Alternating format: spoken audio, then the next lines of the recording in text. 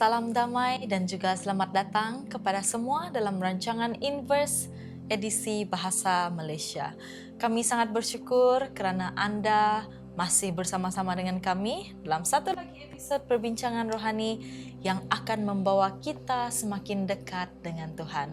Dan pada episod kali ini, tajuk perbincangan kita adalah Kehidupan Mesbah Yesus. Dan tidak asing lagi bagi penonton di luar sana, saya Moniza.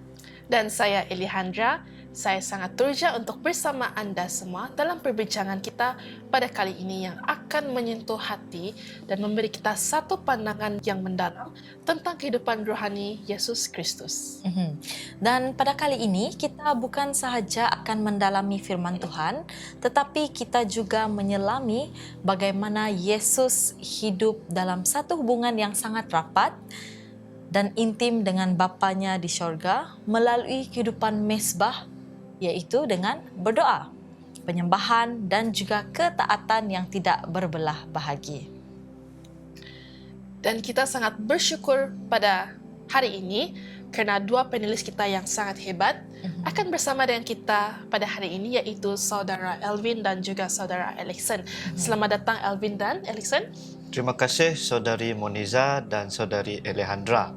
Satu penghormatan untuk berada di sini dan berkongsi tentang satu topik yang begitu penting, iaitu kehidupan mesbah Yesus. Syukur puji kepada Tuhan. Saya juga gembira dapat bersama-sama kita pada kali ini untuk berkongsi bagaimana kehidupan Yesus boleh menjadi teladan utama dalam perjalanan iman kita. Amen. Terima kasih kerana hadir dan bersama-sama dengan kami pada hari ini. Jadi sebelum kita memulakan perbincangan kita, saya ingin menjemput Saudara Alvin untuk memimpin kita semua dalam doa pembukaan. Silakan Saudara Alvin. Mari kita berdoa. Bapa kami yang di syurga, kami bersyukur atas kasih-Mu yang tidak berkesudahan. Terima kasih kerana Engkau telah memberikan kepada kami teladan yang sempurna melalui kehidupan Putra-Mu Yesus Kristus. Dan ketika kami berbincang pada hari ini, kiranya Roh Kudus-Mu membimbing setiap perkataan dan pemikiran kami. Buka hati kami untuk memahami lebih dalam tentang kehidupan mesbah Yesus dan tolong kami untuk meneladani kehidupannya. Dalam nama Yesus kami berdoa. Amin. Amin. Terima kasih Saudara Alvin atas layangan doa seperti tadi. Dan baiklah, mari kita mulakan dengan satu soalan asas tetapi sangat penting. Jadi, apakah maksud kehidupan mesbah? Dan bagaimana kita melihatnya dalam kehidupan Yesus? Dan Saudara Alvin, soalan ini saya akan tanyakan kepada anda. Bolehkah anda kongsikan pandangan anda mengenai pertanyaan ini? Okey. Ya, terima kasih. Kehidupan mesbah merujuk kepada satu kehidupan yang diserahkan sepenuhnya kepada Tuhan, iaitu di mana seseorang ni hidup dalam penyangkalan diri, doa yang konsisten, penyembahan yang tulus dan ketaatan mutlak kepada kehendak Bapa. Dan bila kita melihat kehidupan Yesus Kristus ini, ia adalah satu contoh yang paling sempurna. Terima kasih Saudara Elvin di atas perkongsian tersebut. Jadi saya ingin tanyakan kembali seperti yang telah kamu nyatakan tadi, apabila kita melihat kehidupan Yesus, kita dapat melihat contoh yang paling sempurna. Jadi boleh kamu kongsikan secara contoh praktikal dari kehidupan Yesus itu, apakah kesempurnaan yang kita dapat lihat itu? Okay, sudah tentu Saudari Moniza. Dan kalau kita lihat dalam Markus 1 ayat 25 mengatakan, tertulis bahawa pagi-pagi benar, waktu hari masih gelap, Yesus bangun dan pergi ke tempat sunyi untuk berdoa. Nah, di sini kita melihat bahawa apabila Yesus baru bangun, dia terus memilih untuk berdoa kepada Bapanya. Dan itu adalah contoh yang sepatutnya kita ambil pada ketika ini. Kerana Yesus telah membuat perkara tersebut dan kita juga boleh mengikut perkara tersebut. Dan seterusnya, yang kedua adalah, contoh yang kedua, mari kita lihat dari segi membasuh kaki muridnya. Okay, di sini kita melihat Yesus di dalam hierarki di syurga, dia adalah seorang yang tinggi, seorang yang dipandang tinggi. Tetapi betul. apabila dia turun ke bumi ini, kita melihat dia melayani orang. Dan juga, dan contoh yang saya beri tadi, membasuh kaki muridnya, ini adalah salah satu contoh ataupun prinsip mesbah yang bermaksud merendahkan diri, di mana humble lah for himself. Okay? Yang ketiga adalah menyentuh orang kusta. Okay, contoh yang ketiga, menyentuh orang yang kusta. Kalau melihat di sini, pada zaman Yesus, orang kusta ini adalah orang yang kamu tidak boleh sentuh, orang yang jijik. Contohnya, orang yang jijik. Dan kita melihat Yesus berani untuk menyentuhnya. Dan ini menunjukkan bahawa contoh ia adalah mengasihi orang yang tersisih di dalam kalangan masyarakat. Kerana orang yang kusta ini tidak boleh berada dalam kotak orang yang normal. Okay, dia adalah orang yang begitu jijik. Atau dah orang mau tengok dia. Dan yang paling terakhir sekali, contoh dia adalah Yesus sendiri disalibkan, dan ini adalah contoh yang paling terbaik yang dia telah tunjukkan kepada kita. Saya ingin menambah, Alvin, kita juga melihat dalam Taman Getsemani yang sebelum dia disalibkan, di mana Yesus bersungguh-sungguh dia berdoa, bahkan hingga peluhnya seperti darah. Dia berkata juga, bukan kehendakku, tetapi kehendakmu yang jadi. Saya naik bulu emas yang membaca tu. Okay, di sini kita melihat puncak kehidupan mesbah, iaitu ketaatan yang mutlak, walaupun itu bermakna dia mengalami penderitaan dan kematian. Sangat menyentuh hati ya, Saudara Erikson dan juga Saudara Alvin. Jadi kehidupan mesbah itu bukan sekadar tentang doa, tetapi ianya juga tentang penyerahan kita dan ketaatan kita sepenuhnya kepada Tuhan, iman kita kepada Tuhan. Betul itu, Saudari Alejandra. Baiklah, marilah kita bersama-sama berbincang ke soalan yang seterusnya. Jadi, Saudara Alexon, mengapa kehidupan mesbah sangat penting dalam kehidupan rohani kita pada hari ini? Okey, soalan yang bagus, Saudari Modiza. Kerana tanpanya mesbah, tiadalah api. Mesbah tu adalah tempat di mana korban diletakkan, dan dalam konteks rohani, kita sendirilah adalah korban yang hidup. Pada Roma 12 ayat 1, menyuruh kita untuk mempersembahkan tubuh kita sendiri sebagai korban yang hidup, kudus dan berkenan kepada Tuhan. Ini adalah ibadah yang sejati. Okey, saya setuju dengan Saudara Alexon. Okey, kerana dari kehidupan Yesus ini kita melihat bahawa kekuatan pelayanannya adalah masa Yesus bersendirian dengan Bapanya. Dari semasa ke semasa, dia sebelum membuat apa-apa perkara, dia berdoa dahulu, terlebih dahulu. Dan tanpa kehidupan mesbah ini, pelayanan kita juga akan kering. Dan begitulah kita akan cepat lelah dan mudah putus asa. Dia ibaratkan macam handphone yang kamu mengecas, apabila dia telah lama digunakan, dia pun perlu dihidupkan kembali. Macam itulah contoh yang boleh saya berikan. Jadi benar sekali, Saudara Alvin. Jadi kehidupan mesbah ini membekalkan kita kekuatan rohani untuk kita menghadapi dunia dan juga memberikan kita kejelasan akan kehendak Tuhan ya. Ya, betul.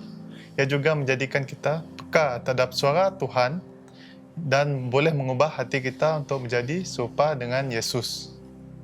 Terima kasih di atas perkongsian yang telah diberikan tadi oleh Saudara Alexon dan juga Saudara Alvin. Jadi kita ingin mendalami lagi perbincangan kita pada hari ini dengan soalan yang berbentuk praktikal ya. Sangat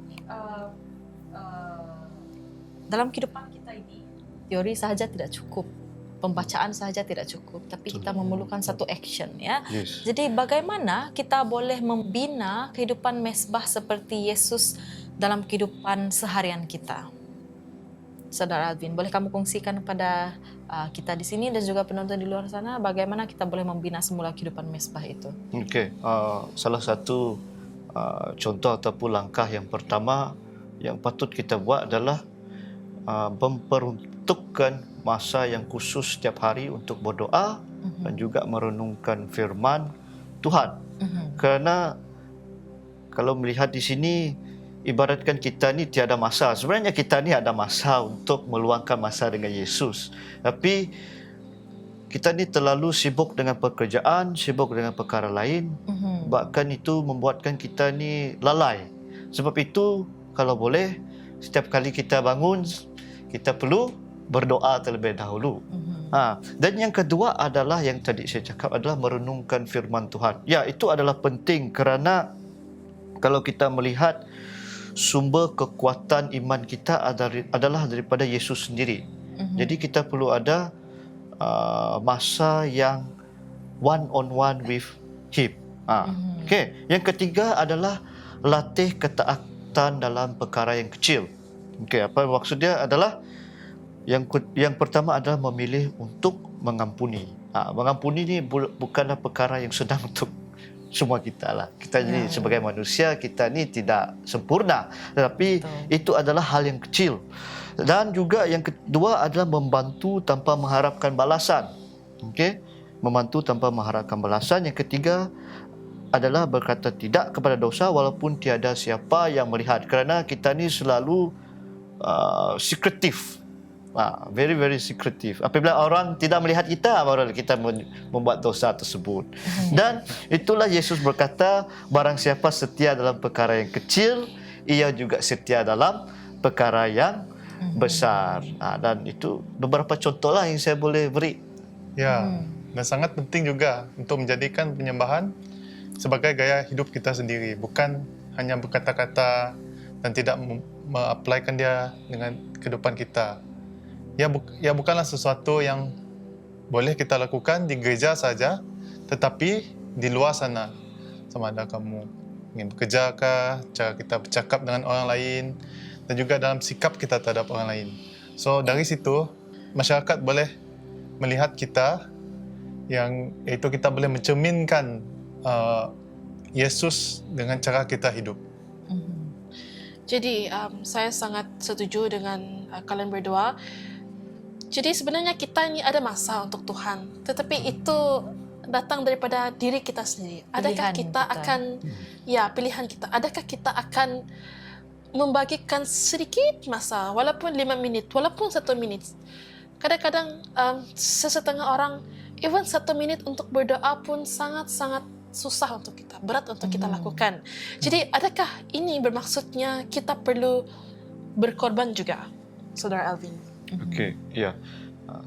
Sudah tentu perkara itu memerlukan pengorbanan, dan kehidupan mesbah yang topik kita pada hari ini memerlukan pengorbanan juga dari segi masa, dari segi keselesaan dan kadangkala keinginan peribadi kita.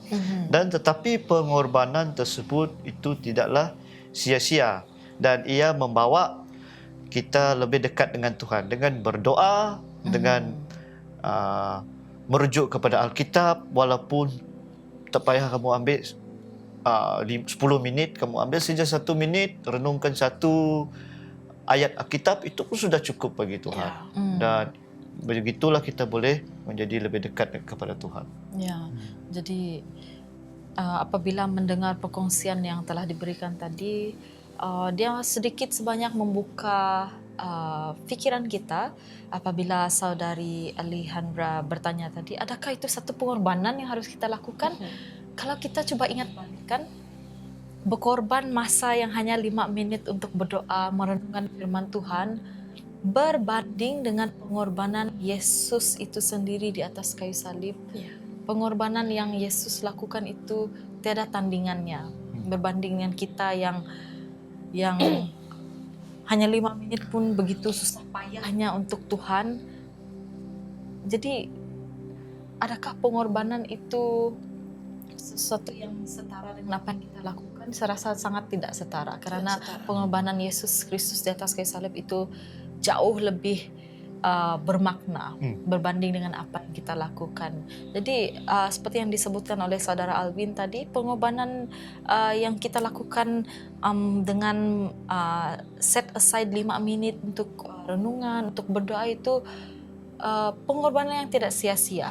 Kerana di ujungnya dia akan membawa kita lebih dekat dengan Tuhan. Tidak mengapa kalau kamu hanya memperuntukkan hanya 5 menit, hanya semenit dengan saya, karena saya akan menjanjikan yang kita akan memiliki kehidupan yang kehidupan rohani yang semakin bertumbuh, dan juga iman kita semakin kuat dan kita semakin dekat dengan Tuhan. Bermaksud di sini apa yang kita lakukan tidak sia-sia di mata Tuhan, karena kita melakukan ini adalah untuk hubungan kita dengan Tuhan itu sendiri. Karena kita ingin membina mesbah itu ya, mesbah.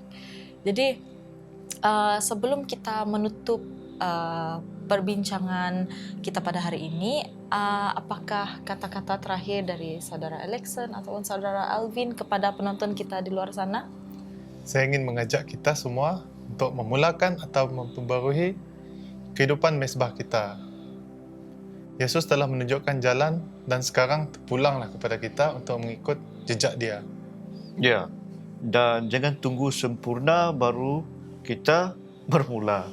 Dan Tuhan rindu untuk bertemu dengan kita di mesbah harian itu, iaitu di ruang yang sunyi, doa dan juga penyembahan. Dan mulakanlah perkara tersebut hari ini. Jadi untuk penonton yang di luar sana, saya ingin memberi kata-kata untuk kita terus mengharapkan ataupun menyerahkan semua itu kepada Yesus. Kerana itu sajalah cara yang boleh membuat kita ni tenang fikiran. Betul. Dan juga untuk mengikut jejak Yesus ini bukanlah perkara yang mudah untuk kita semua. Bukan perkara yang mudah. Dan Yesus juga telah menunjukkan kita ke jalan kayu salib. Okay? Dan bukan untuk menghancurkan harapan kita, okay? Tetapi untuk membentuk kita menjadi serupa dengannya, iaitu dengan penuh kasih Dia, lepas tu dengan rendah hati dan juga setia dengan Tuhan sehinggalah akhir. Ya. Ya, seperti yang kita tahu, kita semua manusia anak Tuhan, kita dicipta melalui image Tuhan. Dan kita juga dibesarkan untuk mengikuti karakter Yesus. Dan saya percaya Tuhan, Dia tidak memerlukan kita untuk melakukan langkah yang besar untuk kita membina mesbah itu. Tuhan hanya ingin kita melakukan langkah yang kecil itu, dan dari langkah yang kecil itu akan membawa kepada langkah yang besar yang akan membuat iman kita lebih teguh kepada Tuhan. Jadi, dan untuk menutup perbincangan kita pada sesi kali ini, kita akan menjemput Saudara Alexon untuk melayangkan doa penutup kita. Silakan. Okey, mari kita tundukkan kepala dan berdoa. Ya Tuhan Bapa kami yang di syurga, terima kasih kerana Engkau telah memberikan teladan, iaitu Yesus Kristus kepada kita pada kehidupan ini.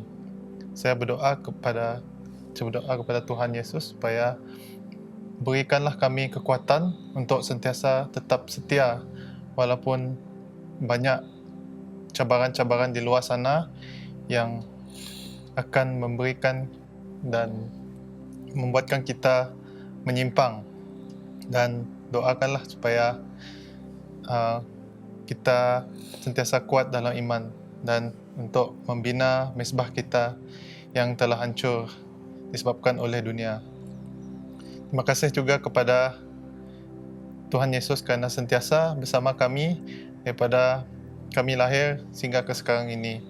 Dan bantulah supaya kami boleh sentiasa berada di jalan yang benar mengikut kehendak-Mu ya Tuhan. Terima kasih. Kami minta ini demi Yesus Kristus, Tuhan dan perantara kami. Amin.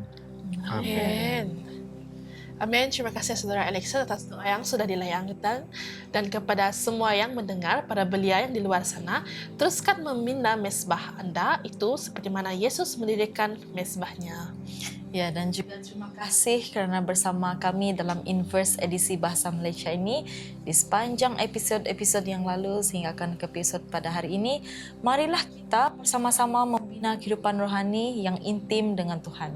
Semoga kita berjumpa lagi di episod yang akan datang. Tuhan memberkati.